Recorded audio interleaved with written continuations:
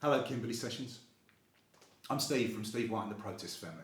I've been writing songs about the pandemic since we were told herd immunity was a thing and we could carry on going to the pub and to school and to work, while the Queen was disappearing and the rest of the royal family were counselling their personal engagements.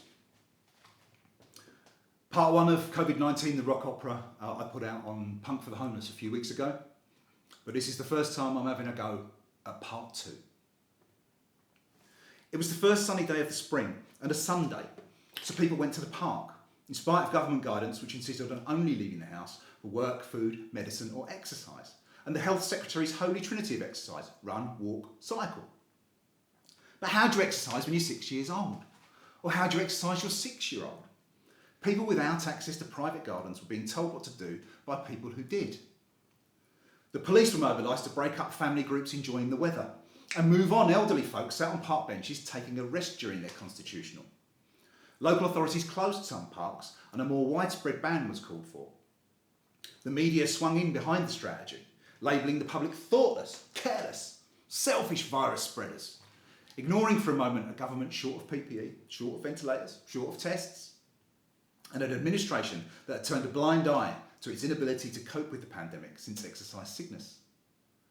Cygnus had been a 2016 government-run simulation of a flu epidemic which identified considerable unpreparedness in the provision of ventilators and the ability to process the deceased, according to Sally Davis, the chief medical officer at the time.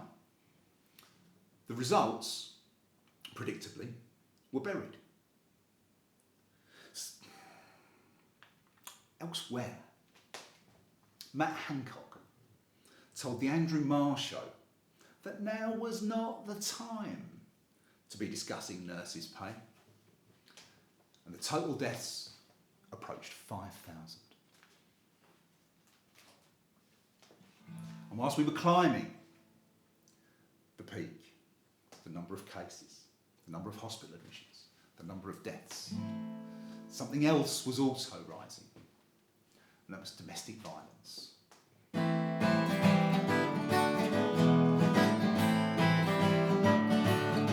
He was a handful before the lockdown came, but now he's stuck indoors, drinking 'cause he's bored. He was a handful before the lockdown came, now he don't get to see his mates, and that means there's no escape for her, for her. He was a handful before the lockdown came, now he's like, don't come near me with that cough. He was a handful before the lockdown came, I wish you and the kids would just fuck off, is what he says to her, to her. She's another victim of the virus,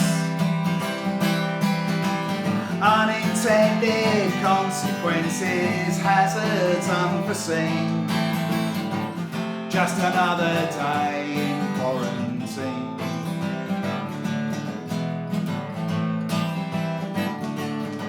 He was a handful before the lockdown came, she'd get the occasional bruise to show for it. He was a handful before the lockdown came, now he's stuck indoors with no one else to hit,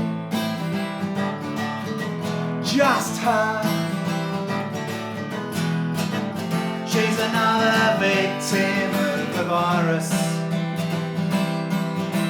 unintended consequences, hazards unforeseen, just another day in quarantine.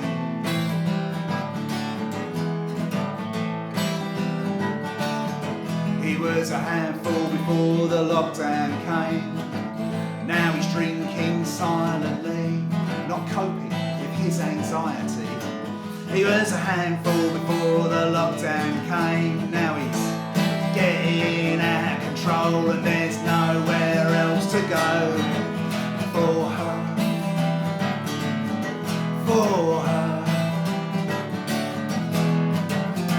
There's another victim of the virus. Unintended consequences, hazards unforeseen.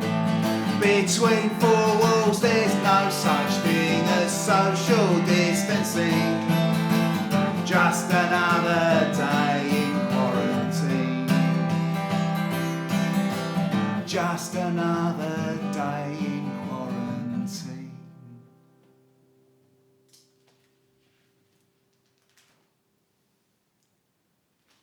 Meanwhile, people in the public eye were starting to get ill. First there was Prince Charles, there was Nadine Dorries, Matt Hancock, Boris Johnson. All were reported as having mild symptoms. And whereas it was true for the others, for the Prime Minister, who'd boasted about shaking the hands of people he treated for coronavirus in hospital wards, things were going to take a turn for the worse when he didn't get better from his mild symptoms like everybody else did. There's a hospital admission in the second edition. As his grip is slipping on the reins of power, it's in his chest. He's going in for tests. He's not discharged, said he's still in charge. A lurking trial, danger number 2, not the best. He's going in for tests. And when Boris Johnson masturbates, he imagines he's Winston Churchill. But when his D-Day landing moment came, he felt quite ill. And as the reins of power are starting to slip from his grasp, he's pondering the wisdom of last gasp. He has little clue and he's flippant too. Now he's number 2 at the conference facing the press. He's going in for tests. With your coughing head from your hospital bed, you can't get ahead of the crisis they profess. He's going in for tests. And when Boris Johnson masturbates, he imagines he's Winston Churchill.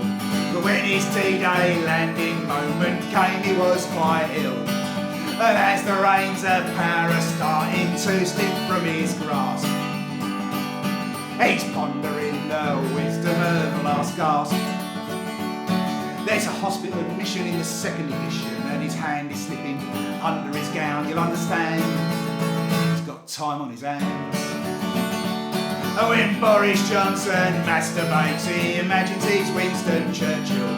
But when his D-Day landing moment came, he was quite ill.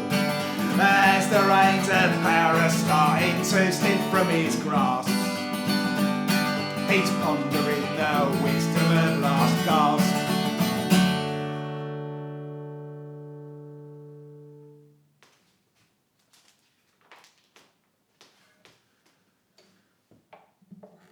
While the Prime Minister is indisposed, here's the government pecking order, disclosed. It goes Johnson, Raab, Sunak and Patel. So now we've got Raab, because Johnson is unwell. And if Raab goes down, Sunak gets a spell. And should Sunak lose his sense of smell, 4th on the list is Priti Patel. So whatever your position on the PM's condition, there's little to applaud about his hospital admission, save a salutary lesson about the virus's transmission and recognition of the position of the nurses and the clinicians. Michael Gove must ponder on his omission from a list that doesn't bode well. Johnson, Raab, Sunak and Patel. And we wondered how 4th in the Tory hierarchy, Priti Patel was being kept away from the daily press briefing. Was it because she was a woman? Was it because she was a person of colour? Or was it because, as we suspected, she was pretty useless? And when she did finally put in an appearance, it was to make one of those mealy-mouthed apologies, which isn't an apology at all, because you don't apologise for what you did, you apologise for what the other person was feeling about what you did. She's sorry that you think that it's a lot of people dying. She's sorry that you think that the government aren't trying. She's sorry that you think that they're not testing enough people. She's sorry that you think that their response is pretty feeble. She's sorry. Pretty sorry. Not sorry. She's sorry that you think that there's too little PPE. She's sorry that you think that it's not much of an apology. She's sorry, pretty sorry, not sorry. She's sorry that you think that the government could do better. She's sorry that you didn't like Boris Johnson's letter. She's sorry that you think that nurses shouldn't be wearing big bags. She's sorry that you didn't like a slip between the flags. She's sorry, pretty sorry, not sorry. She's sorry that you think that there's too little PPE. She's sorry that you think that it's not much of an apology. She's sorry, pretty sorry, not sorry. She's sorry that you think that they're failing the front line. She's sorry that you think that they wasted too much time. She's sorry that you don't find her words conciliatory. She's sorry that you don't think that she's actually sorry. She's sorry, pretty sorry, not sorry. She's sorry that you think that there's too little PPE. She's sorry that you think that it's not much of an apology. She's sorry, pretty sorry, not sorry.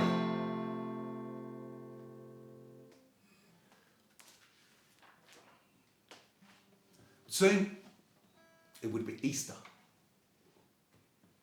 And Boris Johnson would come out of intensive care and start preparing to return to work. He is risen like a loaf of bread, like Jesus from the dead, from his ICU bed. He is risen like a hot air balloon.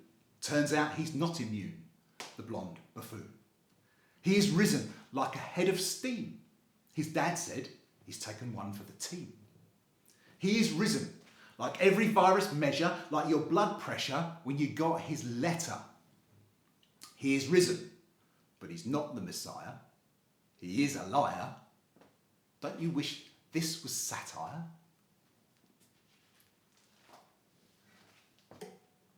But you don't chronicle these things and just talk about them. Sometimes you need to talk about us.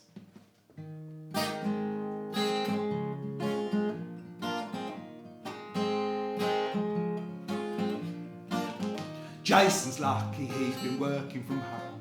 He can do a Teams meeting or talk on the phone. He's available by email but never alone, with his wife and kids in the background. But there's some work that he needs to see, something that can't be done remotely. So he's gonna ask him for another nominee because he's quietly terrified.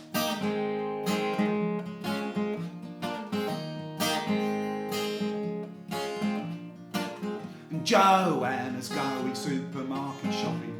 She's lost an online spot, but at least no one's coughing. A good as queue, still pretty shocking, but at least they're 2 meters apart. She's got gloves and a mask off the internet so she don't get infected by the people that she might have met. Her precautions are about as good as she can get. She's quietly terrified.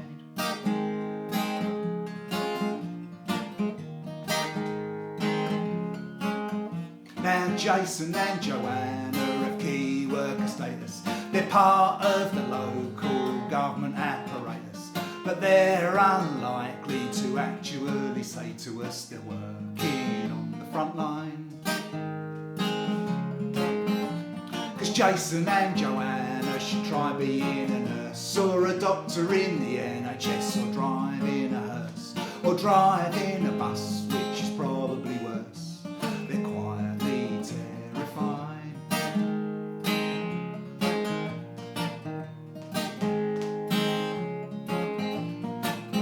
Quietly terrified, the state of the nation, doing their best in lonely isolation, slowly losing their anticipation that the government would know what to do. Quietly terrified and losing their confidence in the daily government press conference. No exit strategy that makes any kind of sense. They're quietly terrified. Quietly terrified.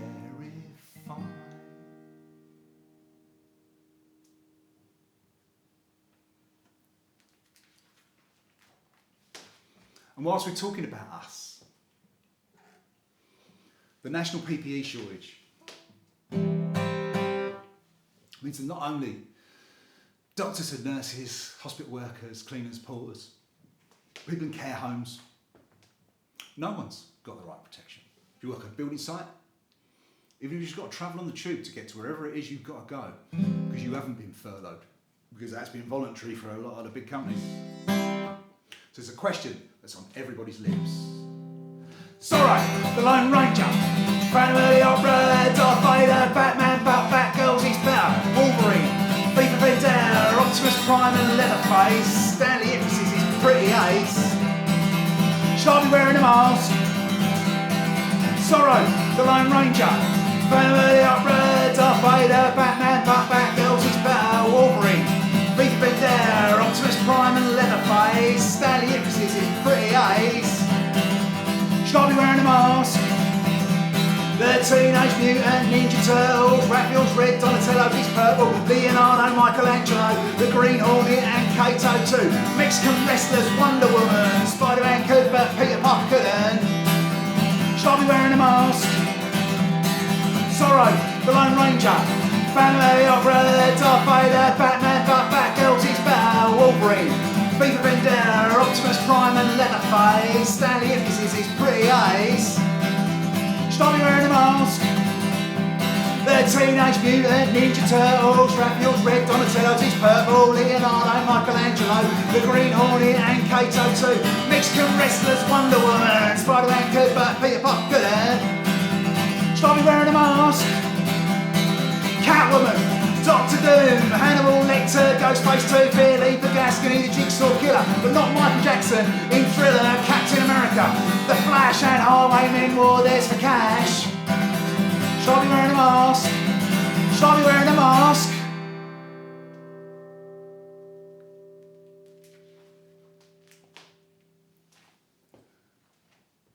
But in some ways,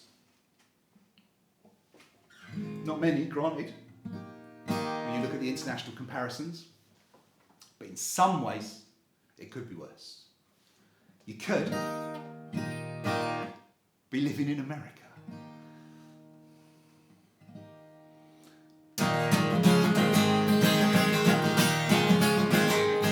He's used to selling his steak. He's used to selling you real estate. He's trying to make America great, land of the free. Dr. Trump, the invisible killer. Dr. Trump's gonna kill it quicker. Dr. Trump's got all the medicine that you need. Cause he's got sunshine and disinfectant. He's telling you sunshine and disinfectant. He's telling you sunshine and disinfectant for your COVID needs. He's used to selling the brand. There's Trump label buildings throughout the land, trying to make America grand, land of the free. Dr. Trump be the invisible killer. Dr. Trump's gonna kill it quicker. Dr. Trump's got all the medicine that you need. Yeah, he's got sunshine and disinfectant. He's telling you sunshine and disinfectant. He's telling you sunshine and disinfectant for your COVID needs. So inject yourself with disinfectant, take a dose of hydroxychloroquine, give yourself a glass that you'd like to be free. Dr. Trump be the invisible killer. Dr. Trump's gonna kill it quicker. Dr. Trump's got all the medicine that you need. Yeah, he's got sunshine and disinfectant. He's telling you sunshine and disinfectant. He's telling you sunshine and disinfectant for your COVID needs. Yeah, he's got sunshine and disinfectant. He's telling you sunshine and disinfectant. He's telling you sunshine and disinfectant for your COVID needs. For all your COVID needs. For all your COVID needs.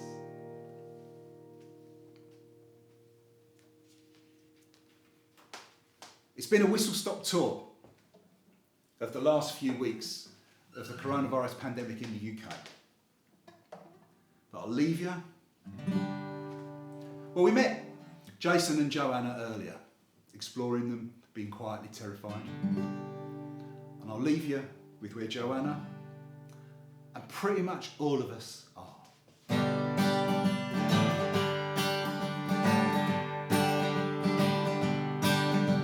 Joanne's holding it together, but she can't keep the kids off school forever. It's so much harder in the nice weather holding her breath. Some days they're just climbing the walls while she's trying to make work phone calls. They can't go and play with next doors holding her breath. 'Cause the first 10 seconds are easy, the second 10 seconds are harder. Then you're living 1 second at a time when you're holding your breath. The first 10 seconds are easy, the second 10 seconds are harder. Each second after that lasts a lifetime holding your breath. She's listening to the Prime Minister back today, the very little he had to say. She's trying not to be afraid and holding her breath. Sheena Fogarty says that the lockdown's fraying, and that's what the traffic outside is saying. Joanna finds herself praying and holding her breath.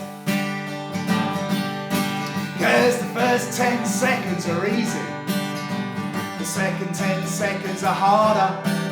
Then you're living 1 second at a time when you're holding your breath. The first 10 seconds are easy, the second 10 seconds are harder. Each second after that lasts a lifetime holding your breath. Each second after that lasts a lifetime when you're holding your breath.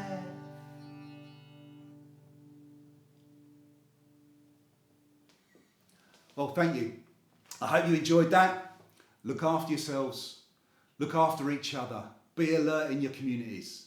And at the end of all this, we'll get together for real. See you soon.